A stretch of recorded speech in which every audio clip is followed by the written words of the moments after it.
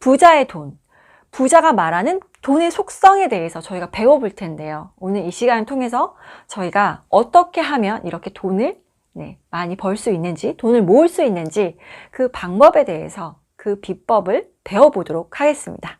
많이 기대해 주시고요. 오늘 이 시간 끝까지 함께 해주세요.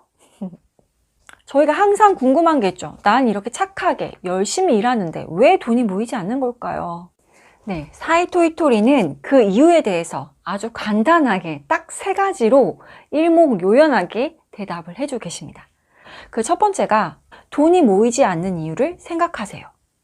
돈이 모이지 않는 이유를 생각하세요. 두 번째, 돈을 계속 흐르게 해야 합니다. 돈을 계속 흐르게 해야 합니다. 마지막 3번째, 적당한 욕심을 키우세요. 적당한 욕심을 키우세요. 자, 여러분 어떠세요? 별로 어렵지 않죠? 하나하나 꼼꼼히 제가 짚어드리도록 하겠습니다. 네, 자, 첫 번째 답변. 돈이 모이지 않는 이유를 생각하세요. 돈이 모이지 않는 데는 이유가 있다는 겁니다. 그걸 바로 이 책에서는 오류라고 이야기하는데요. 네, 내가 하고 있는 일에 오류가 있다는 것을 깨달아야 한다는 겁니다. 이렇게 오류를 깨닫고 이 오류를 고친다면 돈이 순조롭게 흘러 들어온다는 겁니다. 자, 그런데요, 저희가 오류를 고치려면 돈을 알아야 합니다. 네, 경제를 알아야 합니다. 저희가 돈의 시대에 살고 있습니다. 그렇기 때문에 이 돈에 대한 공부는 필수라는 거고요. 저희가 경제치가 되어서는 안 된다고 이야기하고 있습니다. 네, 그리고 여러분 조심할 게 있어요. 저희가 항상 돈이 없는 건 아니잖아요. 갑자기 꽁돈이 생길 수도 있잖아요. 그쵸? 이게 바로 임시 수입인데요. 네, 갑자기 생기는 꽁돈, 임시 수입. 자, 이렇게 돈이 생겼을 때 여러분 어떻게 하실 거예요? 공짜로 생긴 돈인데 가만히 놔둘 수가 있나요? 써버려야죠. 탕진잼. 네, 저도 그렇게 했을 겁니다. 하지만 이제는 생각이 달라졌어요. 자, 여러분 일시적으로 갑자기 생긴 공짜 수입이 생겼을 때 이게 바로 신의 테스트라는 겁니다. 시험에 빠지지 마세요, 여러분. 이 테스트에서 잘 넘기지 못하면 신이 얘는 돈을 줬는데 왜 이렇게 다 탕진해버리고 돈을 잘 모으지 못한 애구나. 너한테는 돈을 줄 필요가 없겠어. 돈을 뺏어간다는 거예요. 네. 이 테스트에서 어떻게 지혜롭게 이 테스트를 합격해야 될까요? 바로 저축입니다. 저축. 네. 저희가 스크루지가 되라는 게 아닙니다. 네. 필요한 건 사되 불필요한 지출을 하지 말라는 겁니다. 그래서 저축을 꼭 하라는 거였어요. 네, 저축 중요합니다. 책을 잠깐 읽어보도록 하겠습니다. 이 세상에는 돈에게 사랑받는 사람이 있습니다. 무엇을 시작하더라도 주위로부터 응원을 받고 자연스럽게 돈을 끌어당기는 사람이죠. 나는 늘 좋은 일을 하는 데다 일도 열심히 한다고. 그런데 왜 돈이 안 모일까? 그렇다면 도대체 왜 돈 때문에 힘든 걸까요? 바로 거기에 신이 주는 메시지가 있습니다. 당신이 하고 있는 일에 뭔가 오류가 있다는 걸 깨달으세요. 신은 매우 친절해서 당신을 이유 없이 힘들게 하지 않습니다. 따라서 당신이 하고 있는 오류를 깨닫고 그것을 고치면 돈이 순조롭게 흘러 들어올 것입니다. 네, 저희가 여기까지 한번 정리해 볼까요? 네, 돈이 모이지 않는 데는 이유가 있다고 했죠. 네, 이 오류를 저희가 깨닫고 이 오류를 꼭 고쳐야 합니다. 돈 공부, 경제 공부가 꼭 필요하다는 거였고요. 네, 임시 수입이 생겼을 때 탕진잼으로 다 날려버리면 안 됩니다. 큰 돈이든 작은 돈이든 꼭 저축을 해야 됩니다. 네, 이제 두 번째로 넘어가 볼까요? 두 번째는 돈을 계속 흐르게 해야 한다입니다. 자, 돈을 계속 흐르게 해야 하는데 그럼 돈이 있어야겠죠. 그죠, 여러분? 네, 돈이 있어야지 돈이 계속 흐르게 할 거 아니에요. 자, 그러려면 저희가 마이너스 파동을 만들면 안 됩니다. 마이너스 파동. 이게 뭘까요? 네, 제가 진동 파동이 있는데 마이너스 파동이라는 것은 내가 번 돈보다 지출한 돈이 더 많으면 돈이 남을까요? 빚밖에 안 남겠죠. 나에게 돈이 없어. 네, 카드 빚밖에 남지 않습니다. 그렇기 때문에 저희가 가장 중요한 게 뭐냐면 이 지출, 내가 버는 것보다 더 많이 쓰면 안 돼요. 지출을 줄여야 합니다. 아까 저축 얘기도 했지만 자, 뭐 남는 게 있어야 저축을 하죠, 여러분. 이렇게 내가 번 수입보다 더 많은 지출을 하게 된다면 저희는 남는 돈이 없기 때문에 돈의 흐름이 생길 수가 없어요. 가장 첫 번째 해야 될 게 바로 지출을 줄여야 합니다. 돈에는 물줄기가 있습니다. 물줄기. 네. 돈이 계속 흐르게 해야 된다고 했잖아요. 자, 이 물줄기가 처음에는 쫄쫄쫄쫄 흐르겠죠. 네. 한두 방울 떨어질 수도 있습니다. 자, 작은 돈도 무시하면 안 됩니다, 여러분. 그래서 자, 누군가로부터 뭐 저희가 뜻하지 않게 너무 고생하셨어요, 수고하셨어요 그러면서 이거 작은 성이니까 좀 돈 좀 넣었어요 하면서 누가 돈을 주셨어요.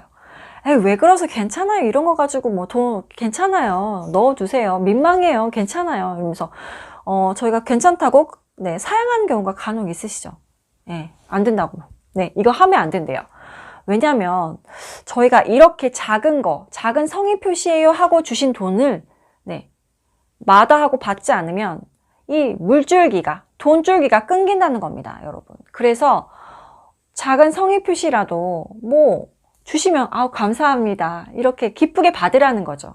그러면 그렇게 작은 물줄기가 예, 큰 물줄기로 가는 네, 수로 역할을 한다는 겁니다. 이렇게 작은 돈이요, 감사하게 받은 돈이요, 네, 돈의 흐름에 강한 물살을 만들어 준다는 겁니다.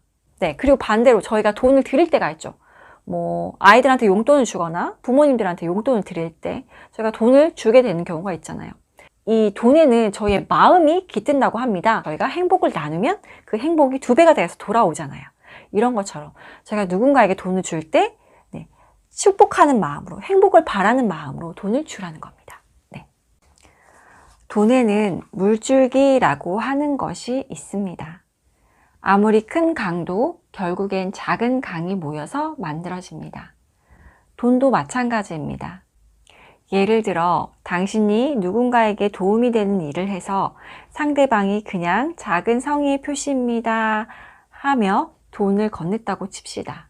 이럴 때 아니에요, 뭘요, 돈 같은 건 됐습니다 라고 거절하면 어쩐 일인지 다른 돈도 들어오지 않게 됩니다. 왜일까요? 그것은 당신이 시냇물의 흐름, 즉 돈의 흐름을 멈추게 했기 때문입니다. 남에게 도움이 되는 일을 해서 상대가 돈을 주려고 하면 고맙습니다 하고 받으세요. 이것이 돈의 흐름을 멈추지 않게 하는 방법입니다. 남을 위해 열심히 일했고 그로 인해 이익이 났다면 고맙게 받아들여도 괜찮습니다. 그것이 돈의 흐름에 강한 물살을 만들어 줍니다. 자, 저희가 한번 정리해 볼까요? 네, 돈의 흐름을 흐르게 하려면 첫 번째로 해야 될 게 마이너스 파동을 만들면 안 된다고 했죠. 네, 꼭 필요한 지출을 하라고 했습니다. 이 지출을 줄이려는 습관 가장 중요했고요. 그리고 두 번째, 네, 물줄기를 계속 흐르게 하려면 네, 저희에게 오는 돈을 항상 감사한 마음으로 받고 누군가에게 돈을 줄 때 이 돈에는 나의 마음이 깃들기 때문에 항상 이 사람의 행복을 바라는 마음으로, 축복하는 마음으로 돈을 주라고 했습니다. 자, 이제 마지막 세 번째입니다. 적당한 욕심을 키우세요. 네, 적당한 욕심을 키우세요. 네, 돈에 대해 진지해 질수록 더 많은 돈을 끌어당긴다. 세상에는 끌려옴의 법칙이 작용한다. 네, 이렇게 하고 싶어, 이렇게 되고 싶어 라고 생각하면 정말로 그 일들이 실현되는 거죠. 돈에도 이 끌려옴의 법칙이 작용합니다. 저희가 부자 되신 분들 인터뷰하신 거 보잖아요. 100%입니다. 네. 말버릇부터 저희가 고쳐야 된다고 이야기하고 있는데요. 내가 이렇게 하고 싶어, 이렇게 되고 싶어, 항상 나에게 긍정의 메시지를 주라는 거죠. 이렇게 돈에 대한 진지한 정도, 진지한 태도가 그 사람에게 들어오는 돈의 액수를 결정한다고 합니다. 여기서 지도령이라는 게 나오는데요. 지도령. 네, 지도령은 일이나 재능 등 어떤 전문적인 분야에서 당신을 지도해주는 영을 뜻합니다. 이렇게 지도령이 교대하는 때는 언제일까요? 사람의 생각이 바뀔 때라고 합니다. 나의 생각이 바뀔 때 나를 지도하는 지도령도 바뀐다는 건데요. 이렇게 부자가 되고 싶은 사람은 오늘 당장 돈을 벌고 싶어 라고 진지하게 생각을 해야 된다고 이야기하고 있습니다. 돈 버는 이야기에 대해서 약간 꺼리는 사람들이 있어요. 이런 사람들에게는 가난신이 붙는다고 합니다. 가난신, 부유령이라고 이야기하고 있는데요. 이렇게 부유령이 붙으면 계속 가난해질 수밖에 없대요. 자, 돈 버는 이야기 꺼려 하지 마시고요. 내가 돈을 벌고 싶고 부자가 되고 싶어. 그런 마음이 있다면 당당하게 이야기를 하라는 겁니다. 그러면 그 말이, 나의 생각이 나를 돈 버는 방향으로 이끌 거라는 거죠. 가난신은 가난 파동을 내고 있는 사람에게 들러붙는 성질을 갖고 있습니다. 따라서 정말로 가난에서 벗어나고 싶다면 의식과 이 말버릇을 철저히 바꿔야 된다고 이야기하고 있습니다. 적당한 욕심을 키우라고 말씀을 드렸는데요. 이 욕심에는 두 가지 종류가 있다고 합니다. 나는 더 좋은 집에 살고 싶어. 나 더 좋은 예쁜 옷을 입고 싶어. 좋은 차를 사고 싶어. 이런 것처럼 정당한 욕심이라는 건 저희가 이제 인간으로서 갖고 있는 욕심 있죠. 이 악마의 욕심은 뭘까요? 이 악마의 욕심은 내가 부자가 되기 위해서는 누군가를 밟고 올라서서라도 내가 부자가 되고 싶어. 이런 마음 있죠. 그래서 막 명예욕, 지위욕 이런 거, 막 허영심, 이런 게 바로 이 악마의 욕망이라는 겁니다. 저희가 적당히, 정당한 욕심을 키워나가라는 겁니다. 악마의 욕심이란 남을 밟고 올라서더라도 돈을 갖고 싶다고 하는 자기 중심적인 마음을 말합니다. 이런 악마의 욕심을 가지면 신기하게도 돈이 점점 사라지게 됩니다.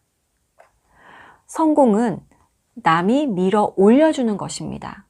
주변에서 그 사람이라면 내 모든 걸 걸고서라도 응원하고 싶어 라고 할 수 있어야 사람도 돈도 모이게 됩니다.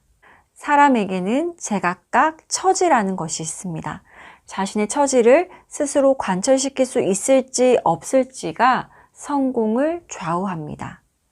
자신의 처지를 잊고 지위나 명예를 원할 때 그 모습을 신이 줄곧 지켜보고 있다는 사실을 잊지 말아야 합니다.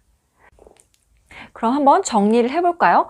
적당한 욕심을 키워라 라고 이야기했습니다. 첫 번째 나왔던 게 끌려옴의 법칙에 대해서 얘기를 드렸어요. 말버릇을 바꿔보라고 했죠. 더 잘 될 거야. 더 부자가 될 수 있어. 이렇게 뭔가 긍정적인 말로 계속 바꿔보라고 말씀을 드렸고요. 저희가 이렇게 말버릇을 바꿔야지 이 가난 파동이 부자 파동으로 바뀐다는 겁니다.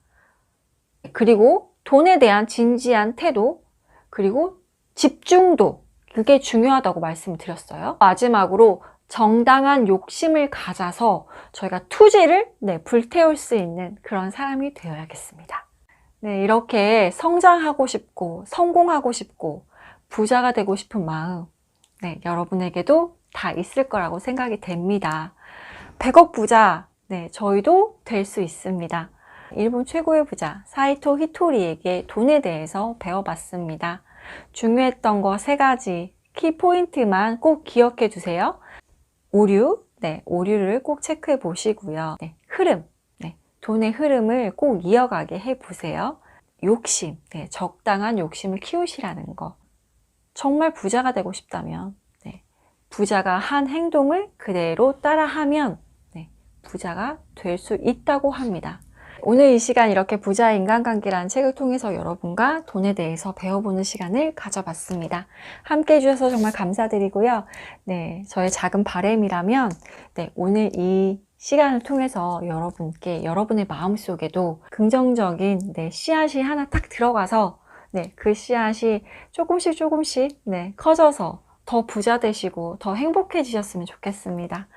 좋은 책을 함께 네, 나눌 수 있다는 게 참 행복한 것 같아요. 네, 좋습니다. 네, 여러분 항상 화이팅 하시고요. 오늘 그럼 이렇게 마무리하도록 하겠습니다. 좋아요, 구독 꾹 눌러주시고요. 알림 설정 잊지 마세요. 네, 그럼 저는 다음 이 시간에 또 찾아뵙도록 하겠습니다. 감사했습니다. 다음에 또 뵐게요. 항상 행복하시고 건강하세요. 부자 되세요. 안녕.